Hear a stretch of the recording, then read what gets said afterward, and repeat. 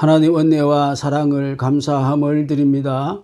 오늘 이 시간에 주님을 찬양한 우리 대원들 위해 주의 은혜를 충만히 내려 주셔서 부활하신 주님을 만나는 기쁨을 날마다 주시기를 원합니다.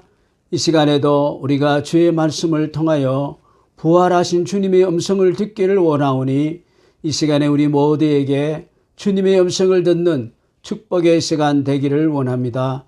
예수님 이름으로 기도드립니다. 아멘. 할렐루야. 여러분 반갑습니다. 오늘 부활절 이 아침에 우리 함께 모여서 예배 드리게 된 건 하나님의 큰 은혜입니다. 부활하신 주님이 우리 가운데 오셔서 제일 먼저 하실 말씀이 무슨 말씀일까요? 오늘 여기 내용에 보니까 부활하신 주님이 제자들에게 나타나셔서 하신 말씀이 있습니다. 본문 내용에 보니까 두 번이나 하신 말씀이 있는데 무엇입니까? 너희에게 평강이 있을지어다. 평안하냐? 이런 메시지를 주셨어요. 오늘 본문 19절에 보니까 너희에게 평강이 있을지어다. 이렇게 이야기하셨고 또 이야기를 하시다가 21절에 또 이렇게 했어요. 또 이르시되 너희에게 평강이 있을지어다. 이렇게 반복하시는 것은 너희에게 꼭 평강이 있어야 된다는 그런 말씀이죠. 지금 또 이스라엘은 주위의 이슬람권들의 그러한 도전을 많이 받아서 항상 전쟁의 위협에 놓여 있지 않습니까? 그리고 이스라엘의 역사를 우리가 볼 때에 수천 년 동안 강대국들의 침략과 약탈에 시달려 온 그러한 민족이었습니다. 그러니 그들에게 제일 필요한 것이 무엇입니까? 평안입니다. 평안. 그래서 지금 또 그들의 인사는 무엇입니까? 평안하냐, 샬롬, 평안하냐, 평안하기를 원한다. 이런 메시지를 주고 받는 것을 볼 수가 있습니다. 그래서 이제 평강이란 말을 하는 것은 아마 그들의 삶이 얼마나 불안하고 또 두려웠고 심지어는 아주 공포에 시달리고 있다는 것을 우리가 잘 반영하고 있죠. 자, 인사를 보면은 그들의 삶의 형태를 우리가 볼 수 있습니다.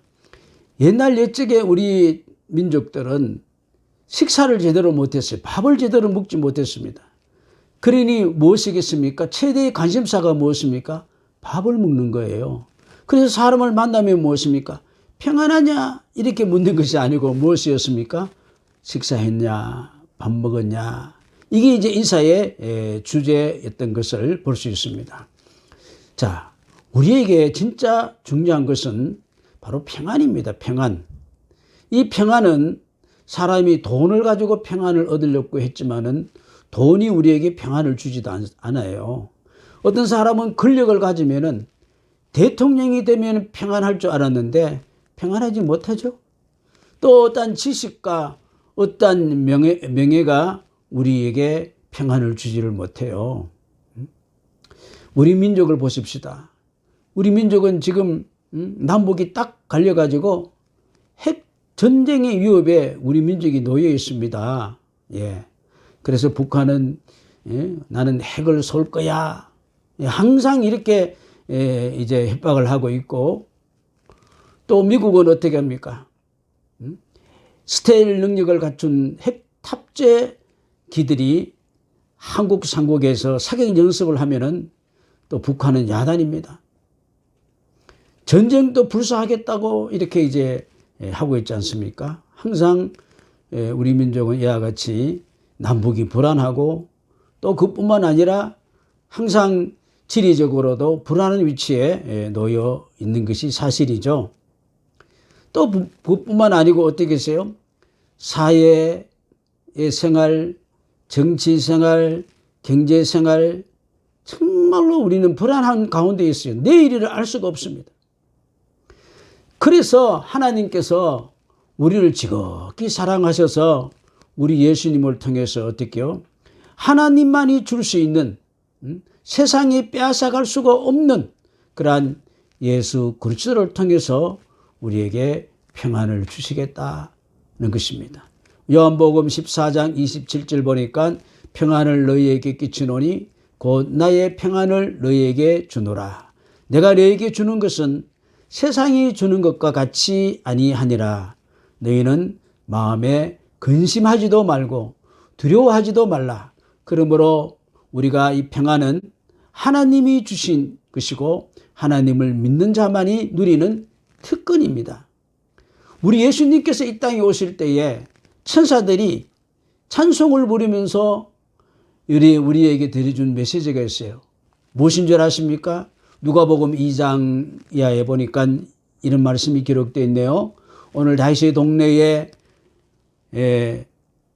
너희를 위하여 구주가 나셨으니 곧 그리스도 주시니라. 너희가 가서 강보에 사여 그 위에 누워있는 아기를 보리니 이것이 너희에게 표적이니라 하더니 홀련히 수많은 천군이 그 천사들과 함께 하나님을 찬송하여 이르되 지극히 높은 곳에서는 하나님께 영광이요 땅에서는 하나님이 기뻐하신 사람들 중에 평화로다. 역시 무엇입니까? 하나님께서 우리 예수님을 통해서 평강을 주시겠다. 평안이다. 이렇게 말씀을 해주셨습니다. 자, 그러면 왜 이 세상에는 평안이 이루어지지 못합니까? 왜 우리는 두려움 가운데 있습니까? 세상은 항상 두려워요. 이 두려움은 바로 무엇 때문에 왔느냐? 바로 죄 때문입니다. 죄로 인하여 생기는 것이 두려움인데, 자, 볼까요? 인류의 최초의 조상, 우리 인류 대표인 아담과 하와가 그들에게 평온한 삶이 계속되었는데 갑자기 그들에게 어떻게요? 두려움이 찾아왔어요. 그 두려움이 찾아온 것은 바로 무엇입니까? 죄를 지었기 때문입니다. 죄. 창세기 3장 이하의 말씀 보니까 여자가 그 나무를 본즉 먹음직도 하고 보암직도 하고 지혜롭게 할 만큼 탐스럽기도 한 나무인지라. 여자가 그 열매를 따먹고 자기와 함께한 남편에게도 주매 그도 먹은지라. 이에 그들의 눈이 밝아져 자기들이 벗은 줄을 알고 무화과 나무 잎을 엮어 치마로 삼았더라. 그들이 그날 바람이 불 때 동산에 거니시는 여호와 하나님의 소리를 듣고 아담과 그의 아내가 여호와 하나님의 낯을 피하여 동산나무 사이에 어떻게요? 숨은지라. 여호와 하나님이 아담을 부르시며 그에게 이르시되 너가 어디 있느냐? 이르되 내가 동산에서 하나님의 소리를 듣고 내가 벗었으므로 두려워서 숨은나이다. 여태까지 하나님 앞에 자기 삶 속에 두렵다는 단어가 나온 적이 없습니다. 그런데 죄를 짓고 보니까 어떻게요? 내 생활이 두렵다. 이런 말을 표현했습니다. 그러니 죄가 두려움으로 말미암아서 우리 사람 속에는 어떻게요? 하나님 주시는 평강이 없어졌습니다. 그래서 어떻게요? 우리는 두려움 속에 사는 것이죠. 참 두려워요. 세상이 살아가면 살수록 세상이 얼마나 두려운지 몰라요. 여러분 세상은 평안하지만은요. 평안을 이야기하지만은 이 평안이 언제 깨질지 몰라요. 이사야 48장에 보니까 내 하나님의 말씀에 악인에게는 죄인에게는 이런 말이죠. 평강이 어떻게요? 없다. 죄인에게는 평강이 있을 수가 없다. 그렇습니다. 사람들이 그토록 평화와 평안을 그렇게 위하여 많은 평화 체계를 하고 또 우리가 유엔기구가 무엇입니까?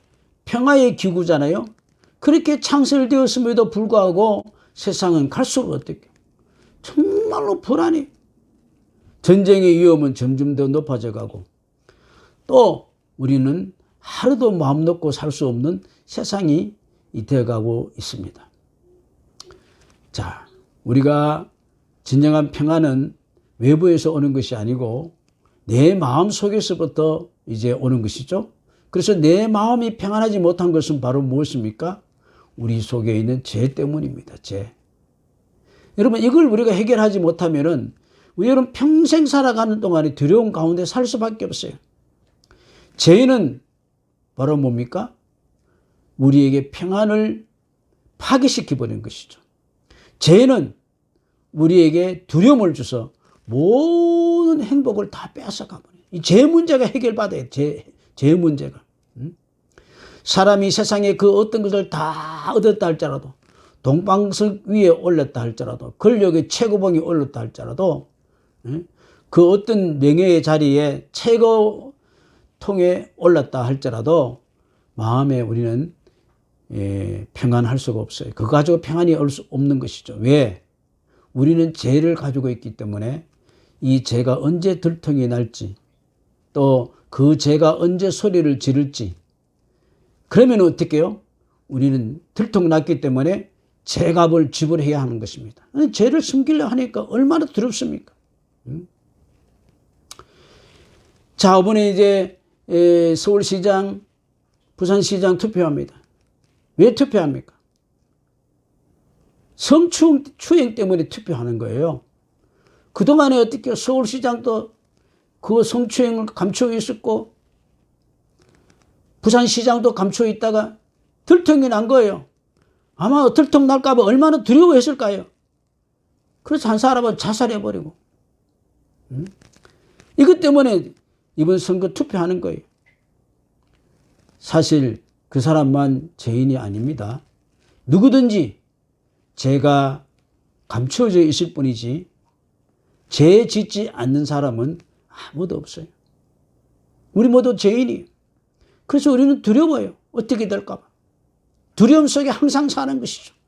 로마서 3장에 보니까 기록된 바 의인은 없나니 하나도 없으며 깨닫는 자도 없고 하나님을 찾는 자도 없고 다 치우쳐 함께 무익하게 되고 선을 행하는 자는 없나니 하나도 없다 그랬습니다. 여러분, 우리가 죄가 없으면 떳떳해요. 그런데 죄인은 어떻게요? 뭔가 부스럭 소리 나도, 개가 짖는 소리만 나도 어떻게요? 가슴이 철렁 내려앉습니다. 영국 속담에 이런 말이 있어요. 죄인은 생쥐 발자국 소리에도 놀란다. 성경에도 보니까 그런 유사한 말이 있죠. 가랑잎 소리에도 어떻게요? 죄인은 깜짝 놀라서 도망을 간다 그랬어요. 그래서 이 죄악이 우리에게 얼마나 두려움을 주고 우리의 평화를 얼마나 방해하고 있는지 모릅니다. 여러분, 죄라는 것이 뭐예요? 죄를 범하기 전에는 이 죄가 좋아 보이고 멋있어 보이고 행복해 보이고, 그런데 죄를 짓고 나면은 그 대가는요 엄청납니다. 부끄러움과 두려움이 엄습해 오는 것이죠.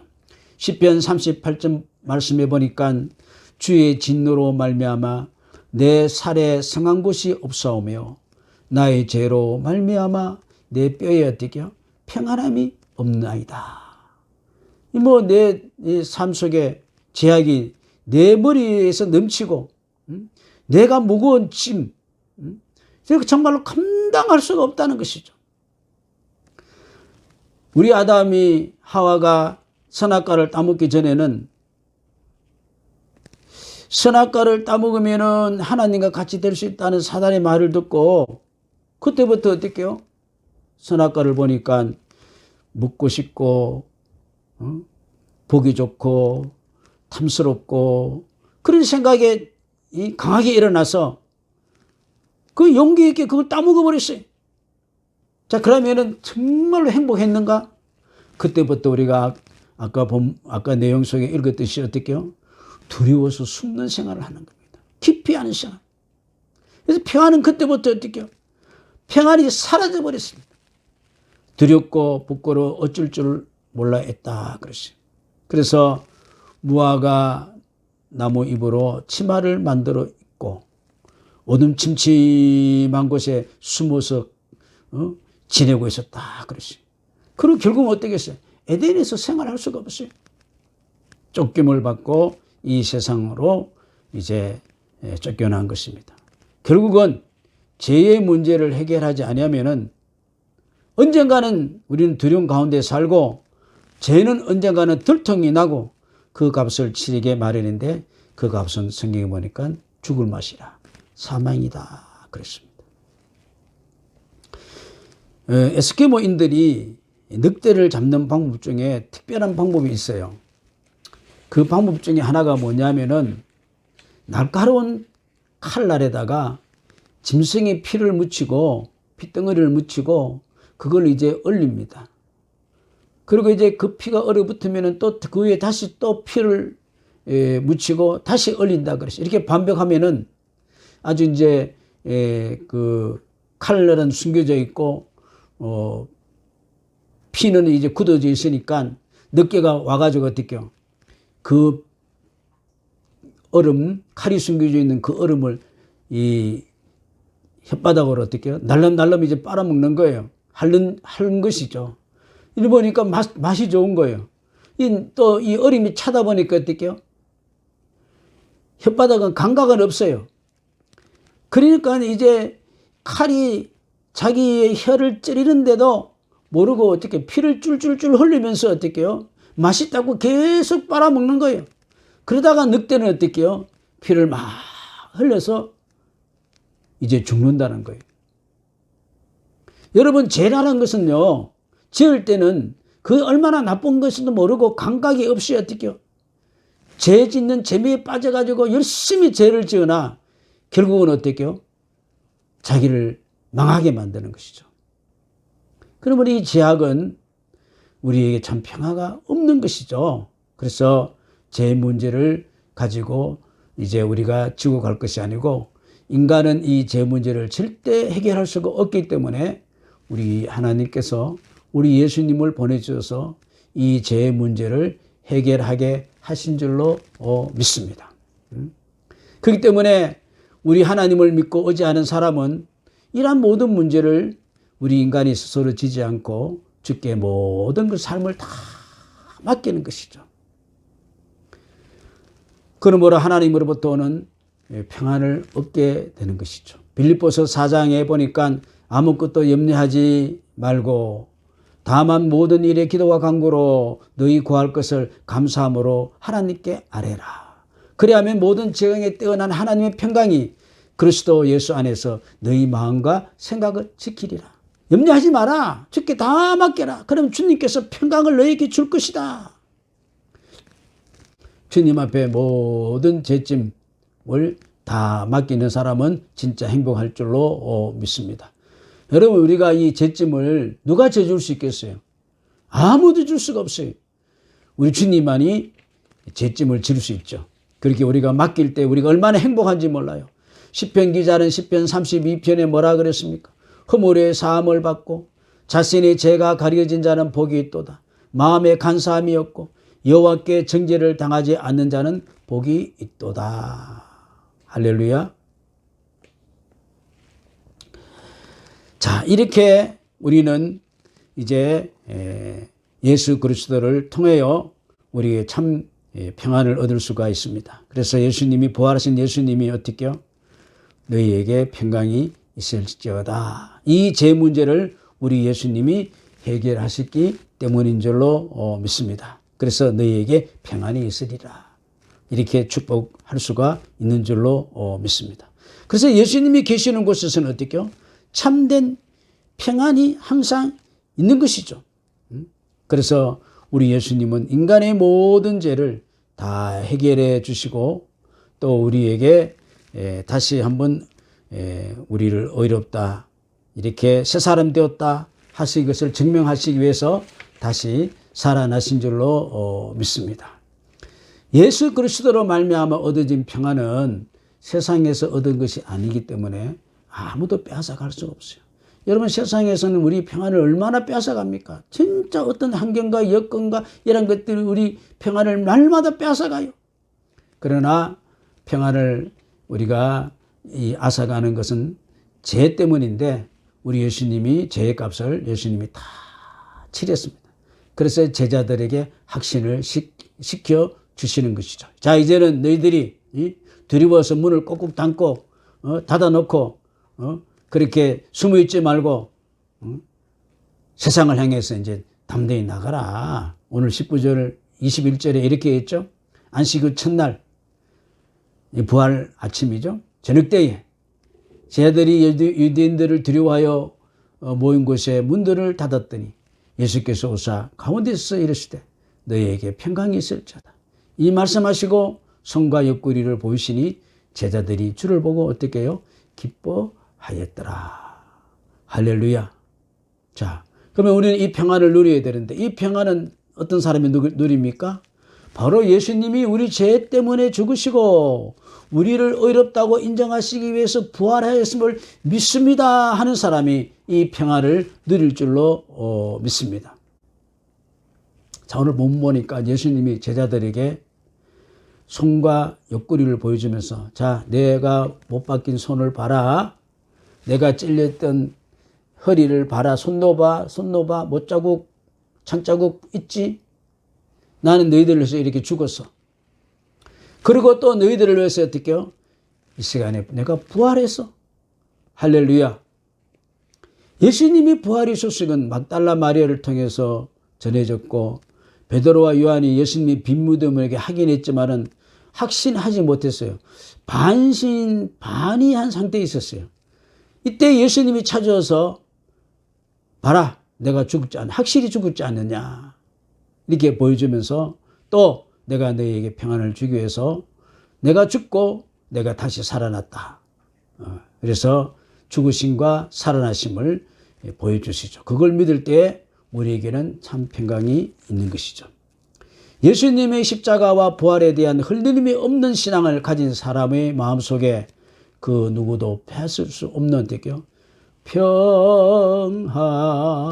평화로다. 하늘 위에서 내려오네. 할렐루야. 예수님이 십자가가 나를 살렸습니다. 나의 모든 죄를 주님의 십자가의 보혈로 깨끗이 씻었습니다. 내가 죽어야 하는데 예수님이 대신 죽으셨습니다. 믿습니까? 이걸 믿는 사람은 우리 예수님과 다시 한번 우리는 부활에 다시 사는 은혜를 받게 될 줄로 믿습니다. 그래서 우리가 죄사함을 받은 증거는 바로 무엇입니까? 그의 평안을 누릴 수 있는 것이죠. 그 평안이 내 마음속에 보증으로 남아있어요. 세상이 얼마나 흔들린지 몰라요. 막 평안을 막 빼앗아가요. 평안이 하나도 없는 거예요. 그런데 이상하게 어떻게 해요?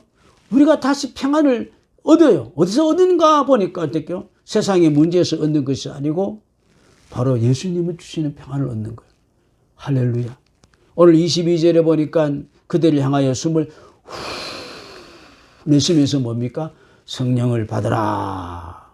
성령이 받으라는 말은 바로 무엇입니까? 바로 이 성령이 우리 마음속에 오셔서 부활의 주님이 우리 가운데 계셨음을 실질적으로 어떻게 해요? 보증해 주시고 또 그 주님을 통해서 평강이 실질적으로 이루어진다는 보증이 되는 겁니다. 성령 받으시기를 주의 이름으로 축원합니다. 고린도후서 1장에 보니까 그가 또한 우리에게 인치시고 보증으로 우리에게 성령을 주셨느니라.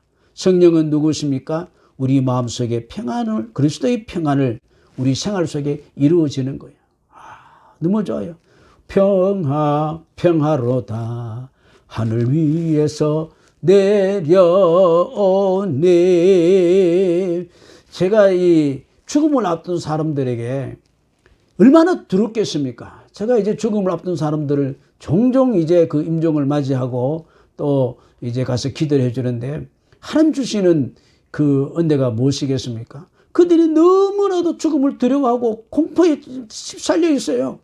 그때 그들이 가슴에 손을 탁 얹고 저에게 노래를 주시고 찬송을 주시는데 그것이 무엇입니까?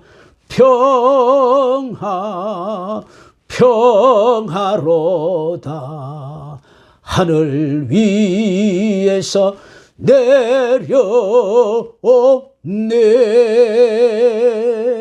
그 찬송을 주면은 그 사람 마음에 어떻게 편함을 얻는 것을 볼 수가 있는 줄로 믿습니다. 빌립보서 4장 보니까 아무것도 염려하지 말고 다만 모든 일에 기도와 간구로 너희 구할 것을 감사함으로 하나님께 아뢰라.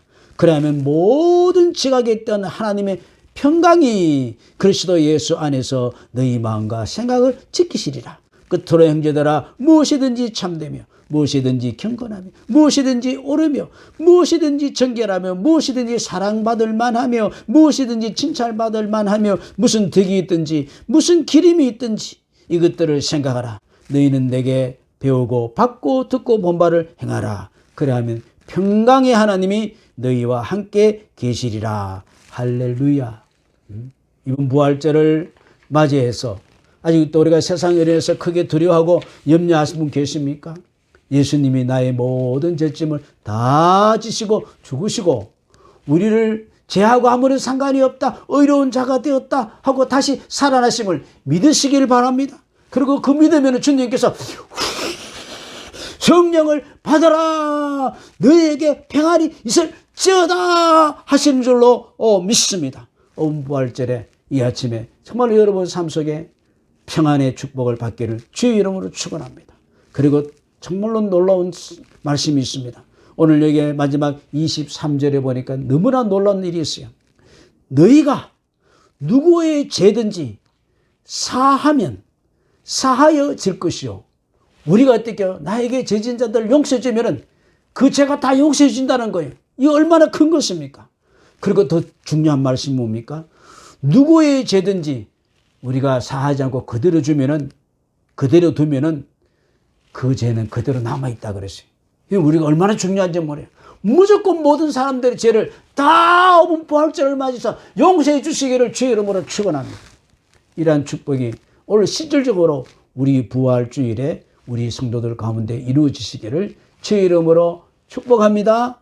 할렐루야. 아멘. 기도드리겠습니다. 하나님 감사합니다. 부활의 주님을 우리가 나를 위해서 죽으심을 믿고 나를 의롭다 하심을 믿고 그 주님을 만나기를 원합니다. 그리고 주님 주시는 메시지 너에게 평강이 있을지어다. 이제 제일 두려움에서 자유함을 얻게 하여 주시고 진정한 평안을 얻기를 원합니다. 성령님께서 늘 우리 마음속에 평강으로 충만하게 넘치기를 원합니다. 또 그뿐만 아니라 우리는 제사함의 권세를 얻은 줄로 믿사오니 모든 사람의 죄를 다 용서해 줄 수 있게 하여 주셔서 내 마음에 진정한 평안이 온전히 이루어지는 이 부활 아침이 되게 하여 주시옵소서. 예수님 이름으로 기도드립니다. 아멘.